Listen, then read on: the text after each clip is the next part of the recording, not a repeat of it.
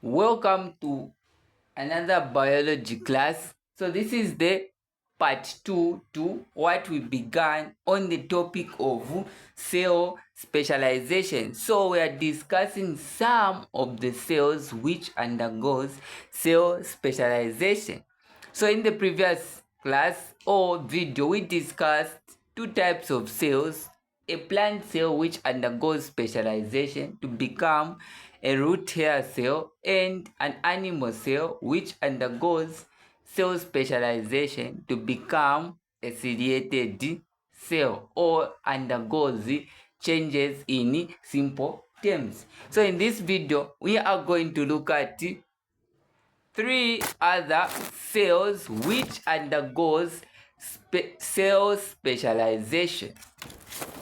So the first cell we are going to look at is the common known cell, which is known as the red blood cell. So our third cell is the red blood cell. So the red blood cell is also known as the erythrocyte.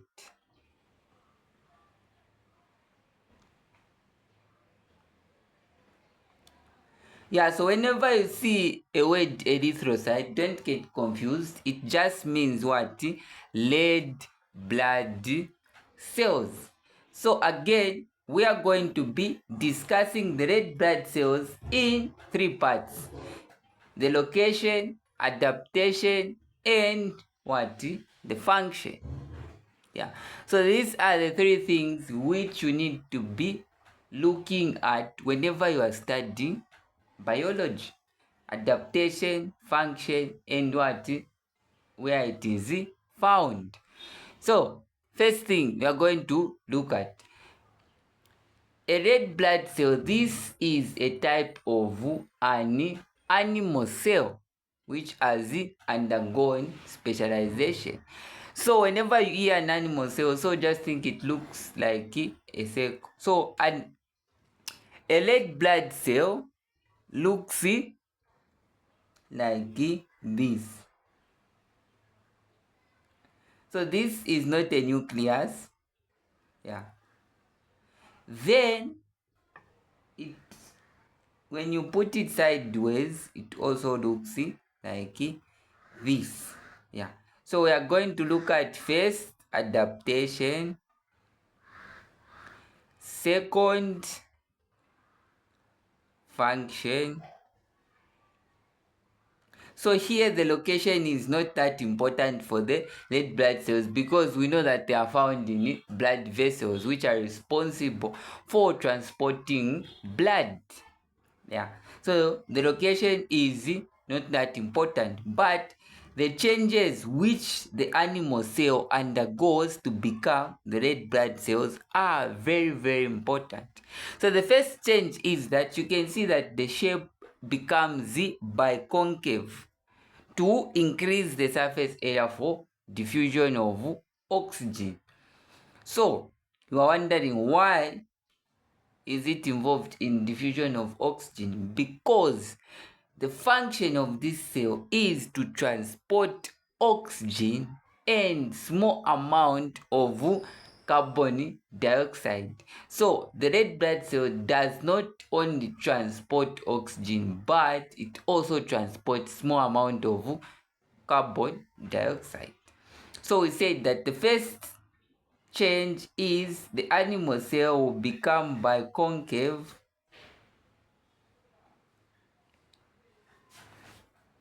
disc shape.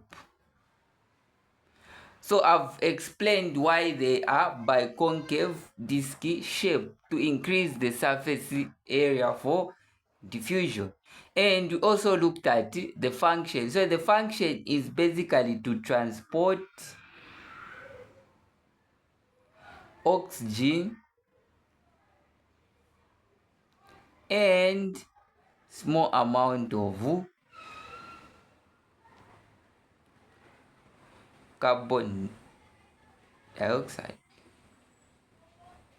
Yeah, so this is the function of the red blood cell. So now we have only looked at one adaptation or one change which a red blood cell undergoes. So the second adaptation which a red blood cell undergoes is the absence of the nucleus. If you can see, this cell has no nucleus, so the absence of a nucleus.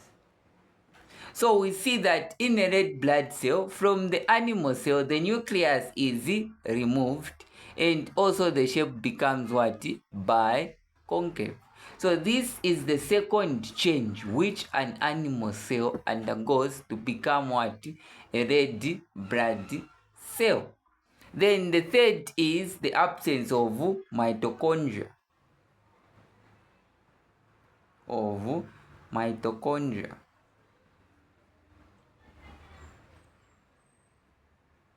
So you are wondering, why is the mitochondria absent?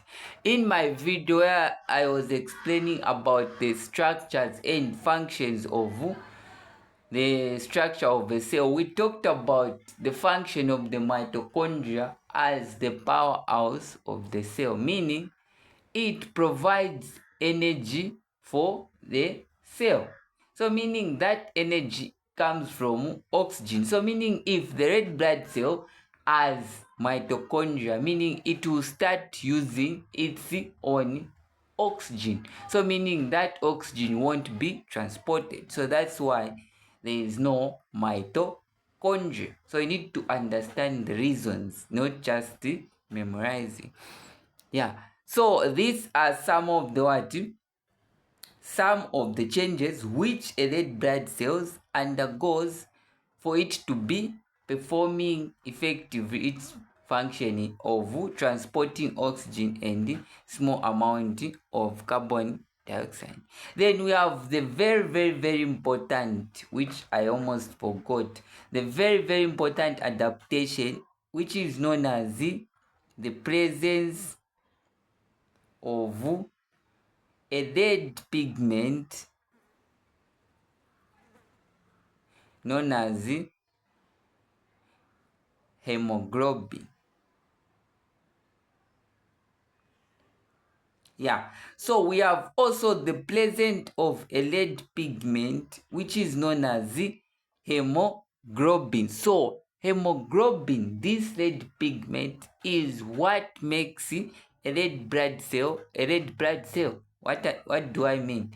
So hemoglobin is what allows this cell to transport oxygen, because hemoglobin has high attraction or high affinity to oxygen. So hemoglobin and oxygen, they bind together strongly. So that's why the red blood cell is able to transport oxygen because of hemoglobin. In case they ask you in your exam, why does red blood cells transport oxygen?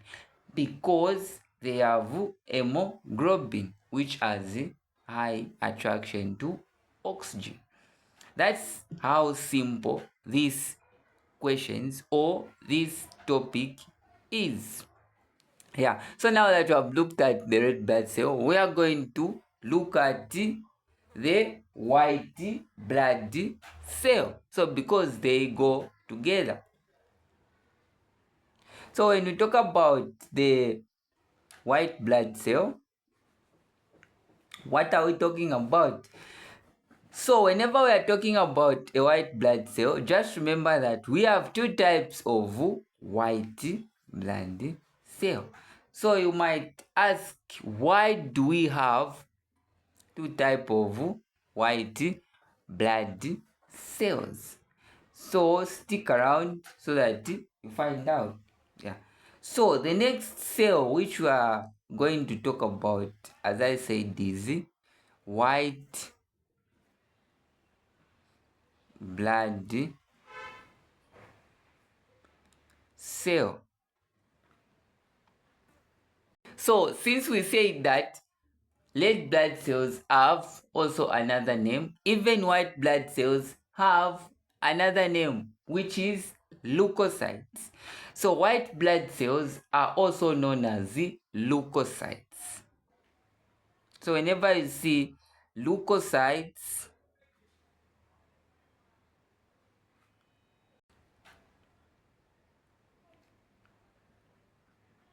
so the other name is leukocytes. Yeah, so again, you need to know only three things: the location, the function, and also the changes which this animal cell undergoes. So also the white blood cell is a type of an animal cell which has undergone specific changes. Yeah. So I mentioned that when we look at white blood cells, they have two types of white blood cells which also perform specific function based on the type it is. So the first type we have is a white blood cell which is known as phagocyte. So the first type of white blood cell is known as a phagocyte.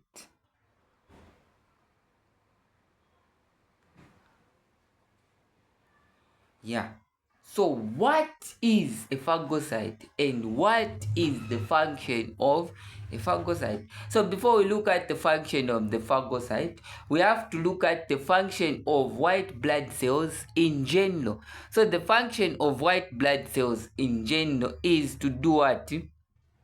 To protect or defend the body from infection. So they do this by one, producing what is known as the antibodies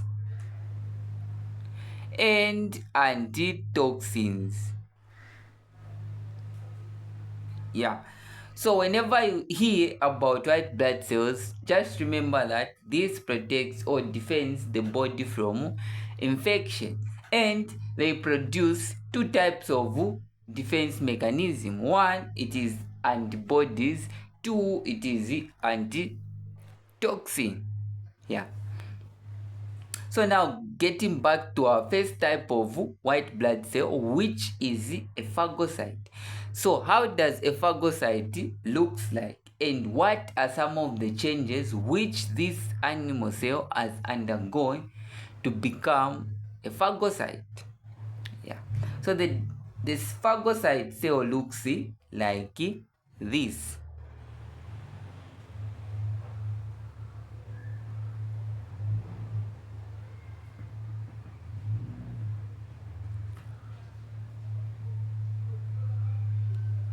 So again, we are going to be discussing the adaptation or the changes. So whenever you see adaptation and the changes, and we are going to be looking at the function. Yeah. So what is the first adaptation which this cell has?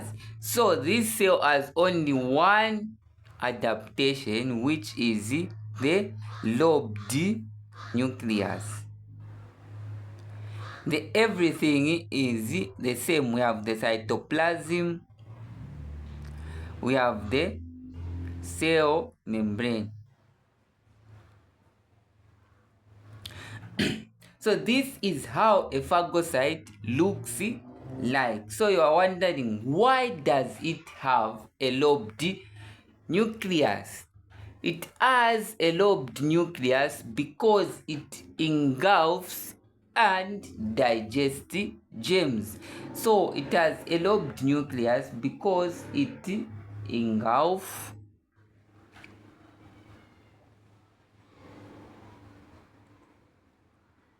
So whenever you hear the word engulfing, meaning eating, and what? digesting. So engulfing and digesting germs. Yeah. So this is the function of the phagocyte. They engulf and what? Digest the germs. Yeah. That is the function of this. So the first adaptation we have already talked about.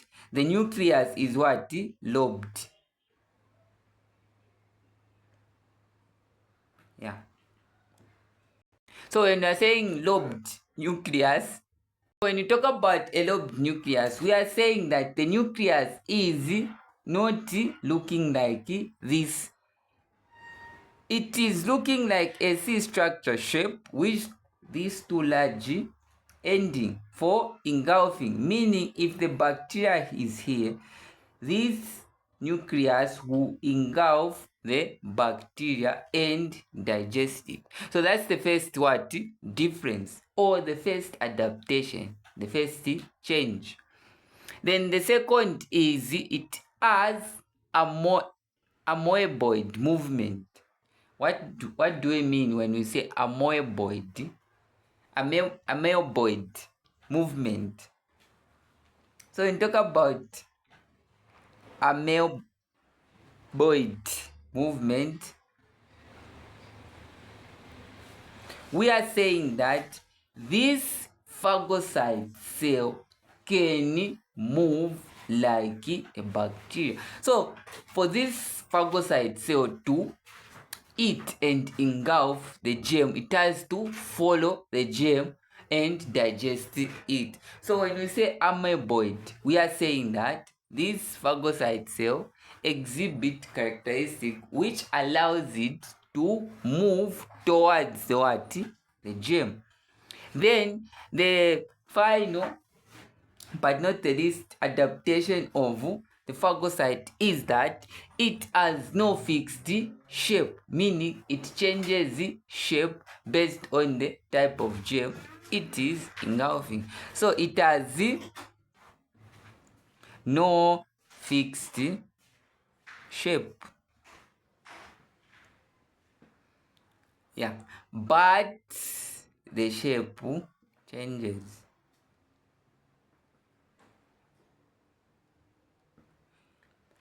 Yeah, so these are some of the changes which a phagocyte has for it to be performing its function of engulfing and digesting germs. Then we are going to look at the second type of white blood cell, which is known as the lymphocytes. So the second type is known as the lymphocyte. Yeah. So remember, we said that the function of white blood cells is to produce antibodies and antitoxins to protect the body from infection.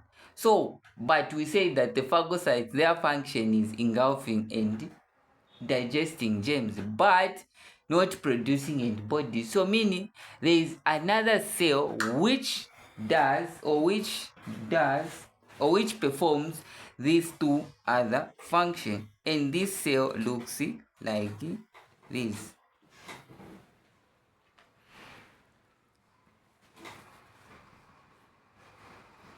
So again, you can see that the white blood cells, the changes are only occurring to the what? To the nucleus. So these are some of the things which you need to be noticing. So whenever we are talking about the white blood cells, the changes are only occurring where? To the nucleus. I mean, okay, whenever we look at blood cells, red blood cells, white blood cells, remember the changes only affect the nucleus. In the previous, we say that the red blood cells have the absence of nucleus. So remember, here we have the first adaptation, which is the thin. So we say adaptation. What are some of the changes which the animal cell has undergone? So the first change is the thin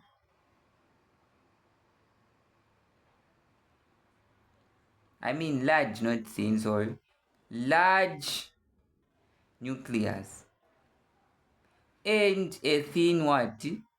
Cytoplasm. So these are the changes which the lymphocyte has compared to a normal animal cell. Yeah, so whenever we're talking about the lymphocyte, just remember two things. It has a large nucleus. So because it has a large nucleus, meaning the cytoplasm will be small. Yeah, so the two adaptation we said are: one, it has what? A large nucleus. Second, it has what? A thin cytoplasm. Yeah. So now let's look at the functions of the lymphocyte. So the function of the lymphocyte, we said that they produce what?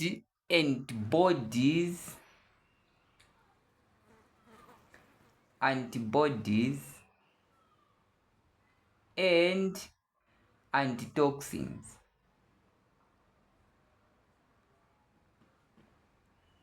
Yeah, so these are the two types of proteins which the lymphocyte produces that protects the body from viruses or germs. Yeah, so what are the function of these two proteins which are produced? So whenever we talk about an antibody, so antibodies, their function is to destroy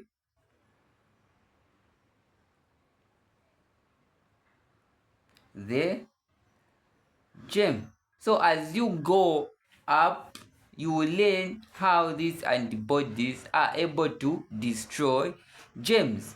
Then when you talk about antitoxins, so the antitoxin, they are there to neutralize the what? The poisons produced by the germs. So antitoxin, they basically what? Neutralize